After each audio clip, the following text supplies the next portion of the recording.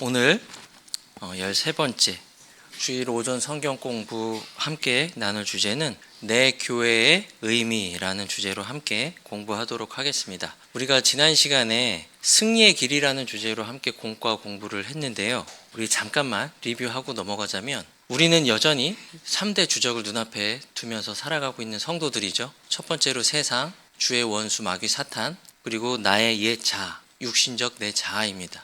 나는 여전히 은혜로 구원받은 하나님의 자녀죠. 이 신분은 결단코 변하지 않습니다. 그럼에도 불구하고 여전히 우리는 육을 입고 이 땅을 살아가고 있습니다. 주님이 오실 때까지요.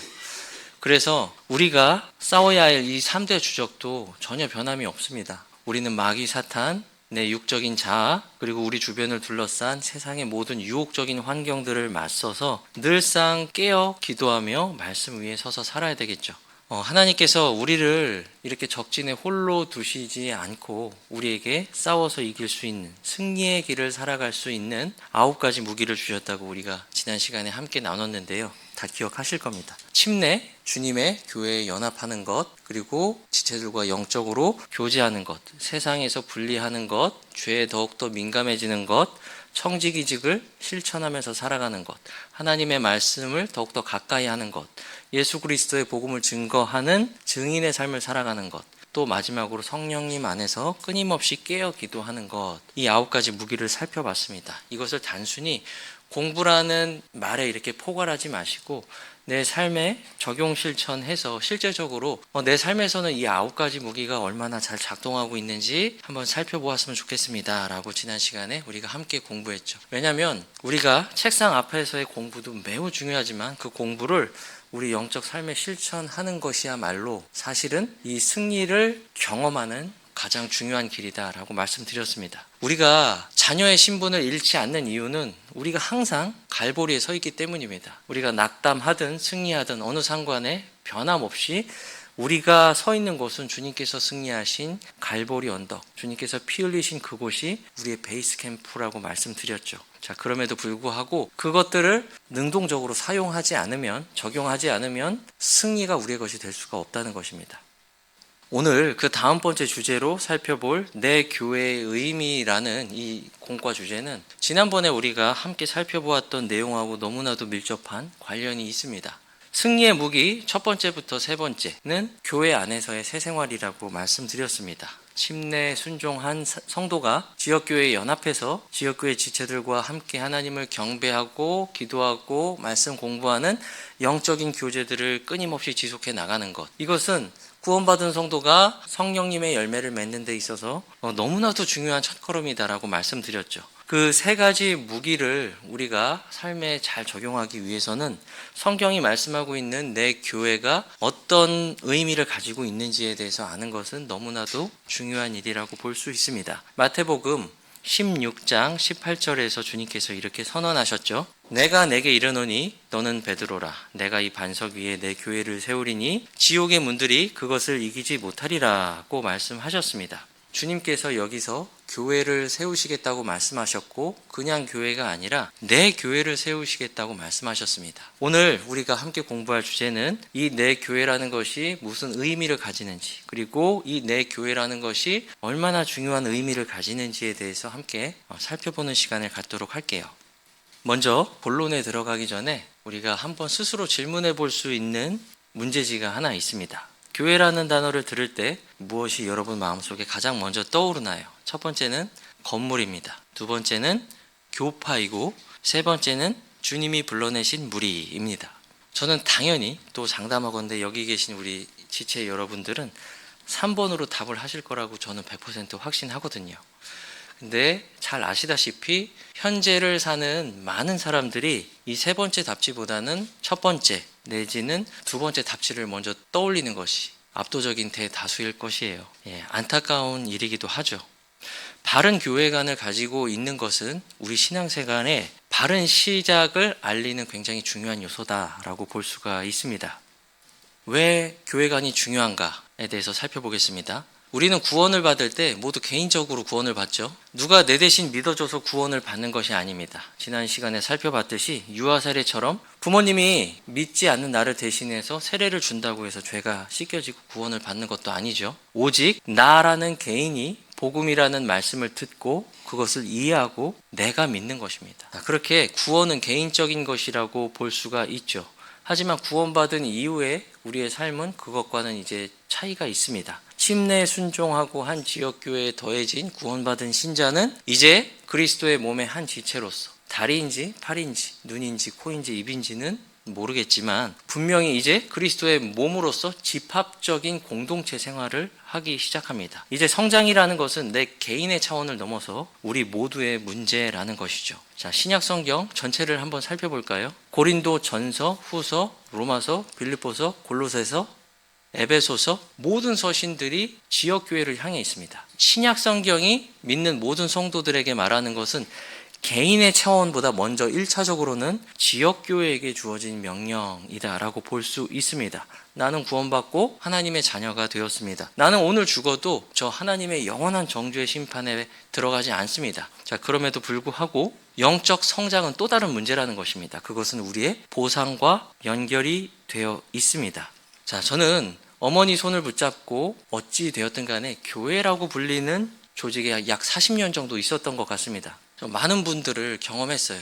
평생을 성경 공부에 헌신한 분을 보았습니다. 평생을 영혼 구원을 위해서 전도에 헌신한 분을 보았습니다. 평생을 이제 기도에 헌신한 분도 봤어요. 그런데 이상하죠? 그분들이 내세우는 신앙적 가치들을 이제 제가 폄하하려고 하는 의도는 전혀 없습니다. 그분들이 평생에 헌신한 그것들은 우리도 열심히 당연히 해야 될 거예요. 그렇죠? 이게 막 장려될 만한 것들입니다. 우리는 전도하고 기도에 열심을 내고 또 말씀 공부 열심히 해야 됩니다. 그런데 제가 경험했던 그분들의 삶은 뭔가 불균형했습니다. 열심히 전도하고 영혼에 대한 열정은 있지만 예배는 드리지 않습니다. 말씀을 열심히 공부하지만 교회 모임에는 소홀히 합니다. 그리고 무엇보다도 기도도 열심히 하고 영성을 강조하지만 교회 안에서의 삶은 열매가 없고 문제가 오히려 많습니다.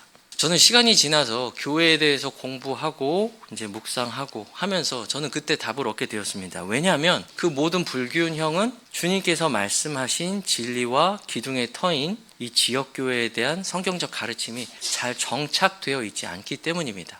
자, 주님께서 이 신약 시대에 모세의 성막이나 아니면은 솔로몬 성전에서 예배드리게 하지 않으셨습니다. 이제 경륜이 바뀌었죠.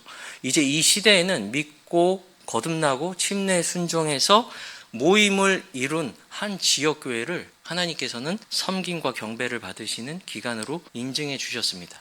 자, 그것만으로도 우리는 주님의 이 기관을 존중할 필요가 있겠죠. 그리고 이 기관을 통해서 하나님께서 그분의 뜻을 땅에서 이루시고 성도들의 영적 성장을 이루어 가신다고 말씀하셨으면은 우리가 그 부분에 대해서도 그 말씀을 존중하고 인정하고 따라가야 된다는 것입니다. 아는 것뿐만 아니라 실천적인 영역에서도 똑같이요. 자, 그렇기 때문에 교회관이 세워져 있지 않으면은 건전한 성장이 힘들고 불균형적인, 좀 안 좋게 말하면 기형적인 성장의 그리스도인이 된다는 것이죠. 저는 제 경험을 비추어서 제가 말씀드렸지만 우리 사랑하는 지체들 여러분도 이런 비슷한 경험을 아마 하시지 않았을까 저는 개인적으로 생각을 하고 있습니다. 자, 교회의 어원적인 뜻을 한번 살펴보고자 합니다.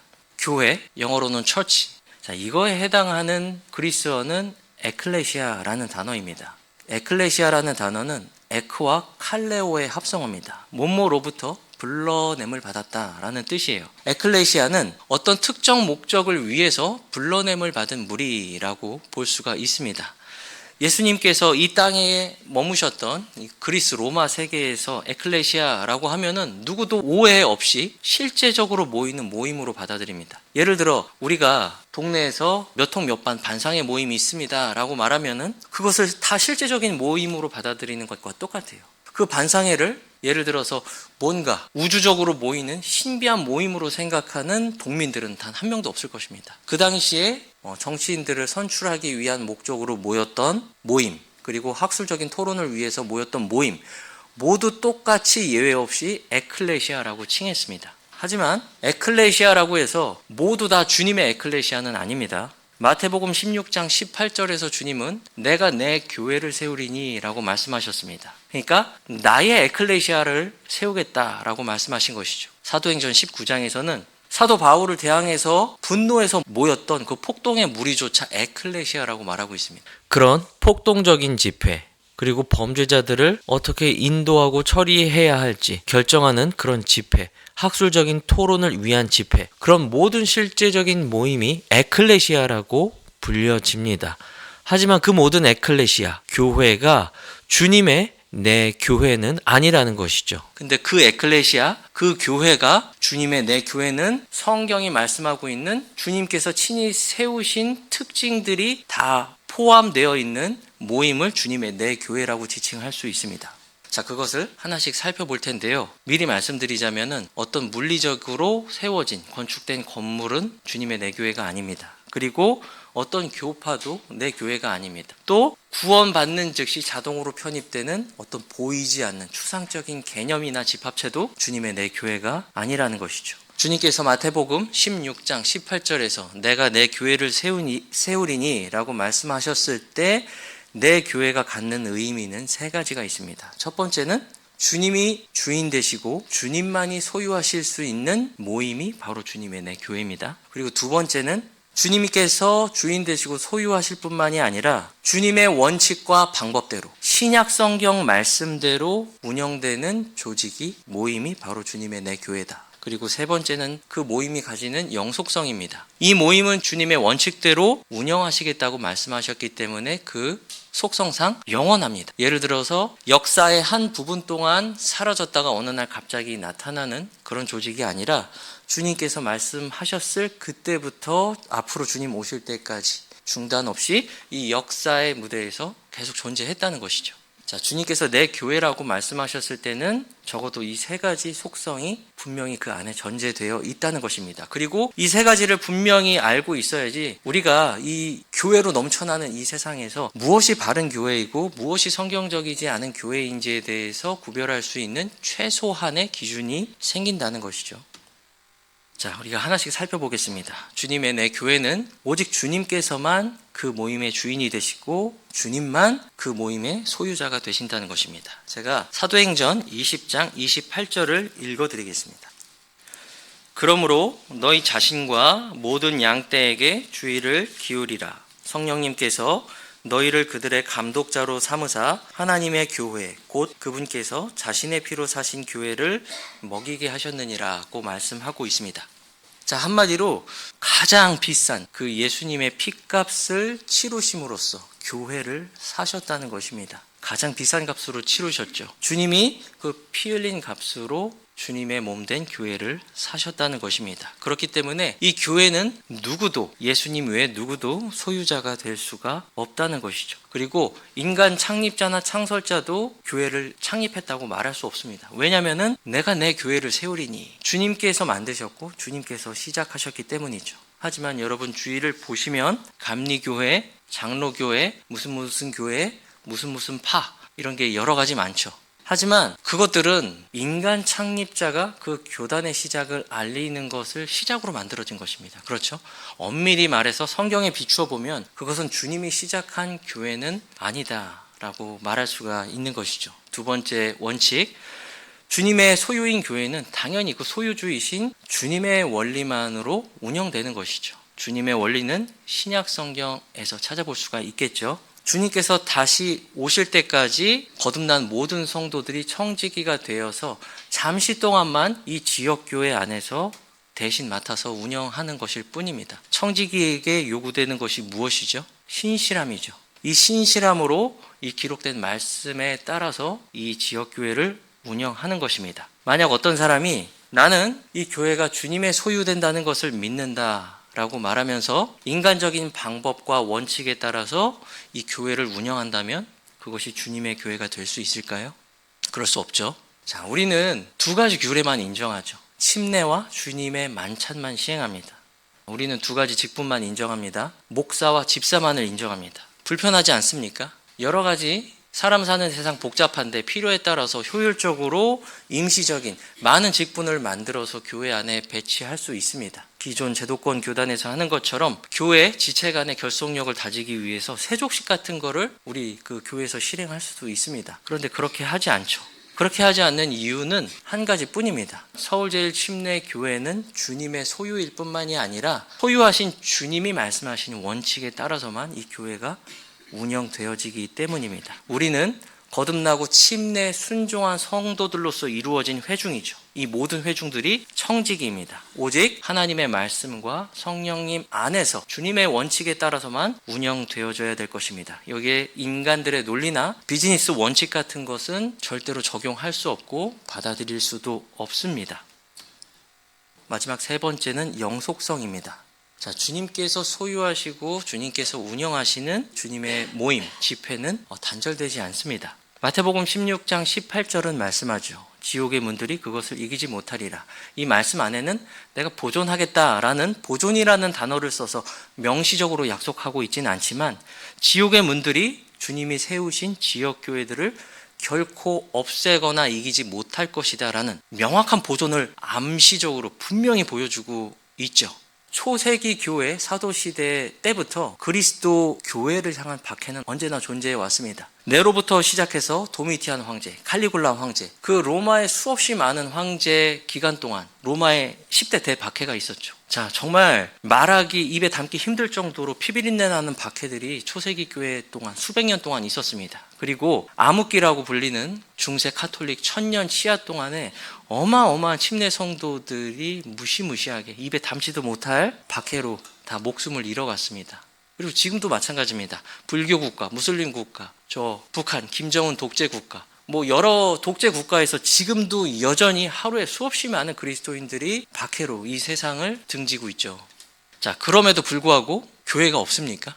지금도 여전히 서울제일침례교회는 주님의 말씀을 믿고 침례 순종하고 가시적인 지역 모임을 이루고 이러한 주님의 영속성 있는 교회의 모습을 이어가고 있습니다. 이 영속성의 증거 중에 하나가 바로 여기 모인 여러분들이죠. 자, 그렇기 때문에 우리는 세속사가들이 무엇이라고 말하든 16세기까지는 교회가 실패해서 존재하지 않다가 몇몇 믿음의 영웅들과 그들의 노력을 통해서 주님의 교회가 회복되었다는 말들을 우리는 받아들이지 않습니다. 그런 믿음의 사람들이 훌륭하긴 하지만 그 사람들에 의해서 주님의 약속하고 말씀하신 근거가 아닌 한 사람의 영웅적인 믿음을 통해서 역사의 교회가 회복되었다는 것을 우리 모든 침례 성도들은 받아들이지 않는다는 것이죠.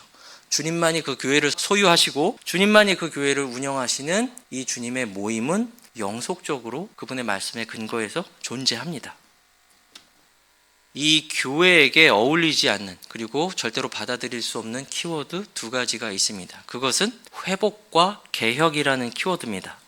회복의 전제는 주님의 교회가 어느 기간은 사라졌다라는 것을 전제하고 있습니다. 하지만 그렇습니까? 주님의 교회는 사라진 적이 없습니다. 왜냐하면 지옥의 문들이 그것을 이기지 못하기 때문입니다. 그리고 실제적으로 침례에 순종하고 가시적인 모임을 이룬 성도들의 기록은 교회 역사에서 곳곳에서 살펴볼 수가 있습니다. 그리고 두 번째는 개혁입니다. 자, 개혁은 좋은 것이죠. 그렇죠? 우리가 모임을 이루고 있는 이 지역교회도 연약합니다. 어느 부분은 강하게 세워져야 할 부분이 있고 잘못한 것들이 있다면 돌이켜야 될 부분이 있습니다. 주님께서 소아시아의 7교회에게 돌이키라고 말씀하고 있잖아요. 자, 그럼에도 불구하고 이 개혁이라는 키워드를 받아들일 수 없는 이유는 한 가지입니다. 왜냐하면 이 개혁은 성경적인 개혁이 아니라 세속 사가들이 말하는 관점에서의 개혁이기 때문입니다. 어떤 교회로부터 세속 사가들이 개혁을 외치는지 제가 말씀드리겠습니다. 자, 첫 번째, 어린 아이에게 물을 뿌려서 죄를 씻고 구원에 이르게 할 수 있다는 것을 믿는 조직, 예수 그리스도 한 분 중보자만으로는 부족하기 때문에 성모 마리아라는 또 다른 중보자가 필요하다는 것을 믿는 조직, 그리고 그러한 중보자가 있기 때문에 성모 마리아도 충분히 숭앙받아야 마땅하다고 믿는 조직, 성경에 나오지 않는 수없이 많은 성사를 도입해서 그리스도의 특별한 임재와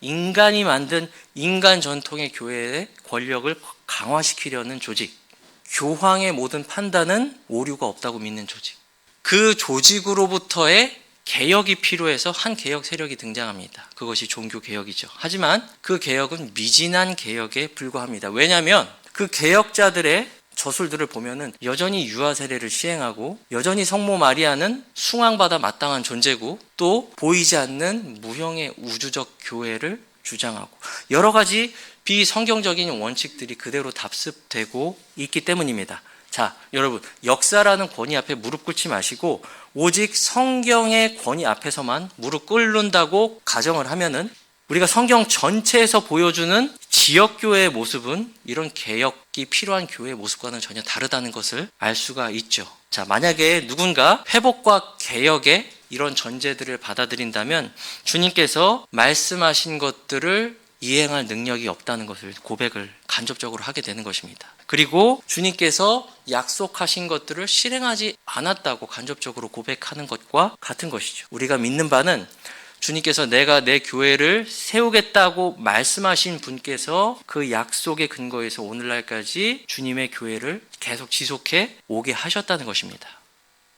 자, 이것은 2장에서 함께 공부할 내용인데 오늘 나눌 주제와 연관이 있어서 제가 미리 말씀드립니다. 현대에 잘못된 교회 용어 사용들이 있습니다. 그것은 보이지 않는 전 우주적 교회라는 개념입니다. 이것은 제가 계속 말씀드렸는데요. 누군가 구원받으면 나는 자동으로 보이지 않는 그리스도의 몸에 편입돼서 있는 어떤 무형의 집합체 안에 소속이 되어 있다는 것입니다. 자, 이것이 주는 신앙적인 피해가 정말 너무 많습니다. 단순히 내가 교회에서 모이지 않고 유튜브 교회나 아니면 산교회, 바다교회 뭐 이런 교회들을 통해서 편하게 신앙생활을 하는 것을 넘어서서 이 개념 자체가 주는 것이 너무나도 위험하죠. 우리는 감리교 안에서도 구원받는 사람이 있겠죠. 성결교 안에서도 구원받는 사람이 있을 것입니다. 뭐 1000만분의 1 확률이지만 로마 카톨릭 안에서도 구원받는 사람들이 있겠죠. 서로 다른 진리를 믿고 있는 비성경적 진리를 믿고 있는 그 사람들과 나는 눈에 보이지 않는 한 지체로서 어떻게 주님의 명령을 수행할 수 있죠? 어떻게 지상명령을 실천하고 어떻게 영적 전투를 행할 수 있겠습니까? 어떻게 나한테 잘못한 지체들을 용서하고 각종 섬김들을 실행할 수 있죠? 어떻게 일꾼들을 선임하고 어떻게 선교사를 파송할 수 있죠? 여러분한테는 어떤 교회가 참 교회입니까? 자, 이것은 매우 중요합니다. 사도행전 2장 41절이 말씀해 주시는 것처럼 성경에서 보여주는 지역교회의 모범이 패턴이 중요하다는 것이죠. 두 번째는 한 교파 전체를 교회로 지칭하는 것입니다. 자, 감리교, 장로교, 무슨 파 하잖아요. 그 말을 떠올리면은 어떤 거대한 조직체가 생각나죠. 주님께서 말씀하신 것은 자치적이고 독립적인 주님의 몸인데 그러한 감리교, 어떤 교단을 말할 경우에는 광범위한 지역을 하나의 지역 단위로 묶어버리는 그런 것과 똑같죠. 자, 그렇다면 그게 로마 카톨릭과 무슨 다른 실행이 되겠어요? 그렇죠? 하나의 교구, 하나의 집중된 중앙 교구가 모든 다른 지역교회를 통제합니다. 그것은 로마 카톨릭이나 이런 교단, 교구, 교회나 다를 게 없다는 것이죠. 이것이 주님께서 말씀하신 내 교회는 아니라는 것입니다. 그리고 당연히 건물을 주님의 교회로 지칭하지 않습니다. 저도 교회 갈 때 우리 교회 가자라고 가족들에게 말합니다. 여러분도 교회 갈 때 가족들에게 이렇게 교회 가자라고 말씀하실 거예요. 그렇죠? 하지만 그게 장차로 13번 길 25, 2층에 있는 이 건물을 말하지는 않을 것입니다. 그렇죠? 우리 침례 순종하고 구원받아서 모인 우리 모임에 가자라고 말하면은 너무 기니까 교회 가자라고 지칭해서 말하고 계실 거예요. 자, 건물이나 장소를 교회로 부르는 것은 구약의 성전 경배 경륜을 오늘날 이 교회 경륜에 잘못 적용을 하는 것이죠. 자, 그렇다면 성경적인 바른 용례는 무엇이냐? 사도행전 11장 22절에는 예루살렘에 있는 교회라고 말합니다. 고린도에 있는 교회라고 말하기도 하고 그들의 집에 있는 교회라고 말하기도 합니다. 자, 하지만 이 모든 것들은 지역명 중심이다라는 것을 볼 수가 있죠. 눈에 보이는 저 안드로메다 어디 근처에 있는 무형의 신비한 집합체로 우리가 그것을 의미하는 것은 아닐 것입니다. 어원적 용례를 초반에 살펴보았습니다. 교회를 에클레시아라고 부른다고 했죠. 신약 성경에서 에클레시아는 115번에서 117번 정도 사용이 됩니다. 자, 그 중에서 폭동을 위해서 모인 집회나 구약 성도들의 모임인 집회나 그 모든 것들을 제외하고 90% 이상은 대부분 고린도, 빌립보 실제적으로 모이는 구원받은 성도들의 모임을 지칭하는 경우다라고 말씀을 드렸죠. 우리가 지금 인정할 수 있는 유일한 교회는 눈에 보이는 교회다라는 것입니다. 같은 믿음을 가진 교회 말이죠. 자, 그런데 여기서 또 오해하지 말아야 될 것이 있는데요. 그들의 집에 있는 교회다라고 말하고 있잖아요. 내 집에 있는 교회다라고 말하고 있잖아요. 이것을 흔히 우리가 지금 주변에서 듣는 집교회라고 생각하시면 크나큰 오산입니다. 제가 방금 전에 말씀드렸죠. 교회는 어떤 특정 건물이 아닙니다. 동일한 믿음에 순종하고 실제적으로 모이는 모임이라고 했죠. 이때 당시에 그들의 집에 있는 교회, 내 집에 있는 교회라고 말한 이 교회는 주님의 지상 명령을 실천하는 교회입니다. 모든 민족들을 가르치고 아버지와 아들과 성령님의 이름으로 침례를 주고 또 모든 주님의 명령들을 가르쳐 지키게 하고 목사와 집사를 두고 있고 주님의 만찬과 침례 두 가지 규례를 시행하고 일꾼을 선임하고 선교사를 파송하는 교회가 지금 제가 말씀드린 초세기 교회에 있던 집에 있는 교회라는 것입니다. 하지만 지금 우리가 말하고 있는 집교회는 무슨 교회입니까? 그냥 집에서 인터넷 틀어놓고 예배드리고 모임을 가볍게 여기고 지상명령을 실행하지 않고 지체들 간에 서로 간에 있을 혹시 모를 그럴 불악 가운데 내 자신이 연단되지 않고, 그렇죠? 그런 간편한 인스턴트식 교회가 아니라는 것입니다. 자, 아까도 말씀드렸지만 역사라는 권위 앞에 거듭나지 않은 역사가들, 그 세속 사가들이 말하는 그 권위 앞에 성경을 믿는 신자들은 무릎 꿇을 필요가 없습니다. 인간 역사는 주님의 교회가 오랫동안 실패하고 없어졌다가 회복 또는 개혁하였다라고 말씀하고 있습니다. 동시에 우리가 펴서 읽고 있는 하나님의 말씀은 주님께서 그 교회를 설립하겠다고 말씀하신 이후로 지금까지 중단 없이 존재하고 있다라고 말씀하고 있습니다. 우리는 이 둘 중에 하나밖에 선택할 수 없습니다. 사실 이 중간 지대는 없습니다. 그리고 이 둘 중에서 우리가 무엇을 믿느냐는 우리 신앙생활에 매우 심대한 영향을 미치게 된다는 것이죠. 여전히 주님께서는 하늘에 계십니다. 그리고 주님의 몸인 교회는 아직 땅에 남아 있습니다. 그렇기 때문에 교회는 연약할 수 있습니다. 그래서 사라지기도 하고 또 새로운 교회가 생기기도 합니다. 그럼에도 불구하고 복음을 듣고 믿고 거듭나고 침례에 순종해서 함께 모이는 무리는 어느 시대 어느 곳에서든지 사라지지 않고 지금까지 계속 존재해 왔다는 것입니다. 자, 예루살렘에서 주후 30년경에 첫 번째로 실행됐던 이 실행이 지금 2026년 3월이잖아요. 오늘까지 이어져 오고 있다는 것입니다. 자, 이것은 우리가 검증해야 되는 문제가 아니라 믿어야 될 문제입니다. 그렇죠? 우리가 진화론을 믿지 않는 이유가 무엇이죠? 인간과 유인원들 사이, 그리고 더 멀리는 저 단세포 생물들 사이에 잃어버려진 고리들을 찾아서 입증해서 해야 된다는 것이죠. 근데 여전히 진화론은 그 중간 고리들을 찾지 못하고 있지 않습니까? 교회 문제도 마찬가지입니다. 우리가 교회의 모든 부분들을 사료를 다 발굴해서 고고학적으로 그것들을 다 입증하면 내가 믿겠다가 아니고, 나는 하나님께서 영감으로 기록해 주시고 보존된 이 말씀을 기록된 그대로 믿겠다라는 태도로 이 교회에 관한 진리를 우리가 받아들여야 된다는 것입니다. 세속 역사가들이 이것들에 대해서 다루지 않는다고 해서 여러분은 없다고 믿을 것입니까? 아니면 주님께서 친히 기록된 말씀에 지옥의 문들이 이기지 못하리라고 말씀하셨기 때문에 나는 오늘도 영속되어지고 있는 이 교회를 믿는다라고 여러분 고백할 것입니까? 이것은 믿음의 문제입니다. 증거의 문제가 아니죠.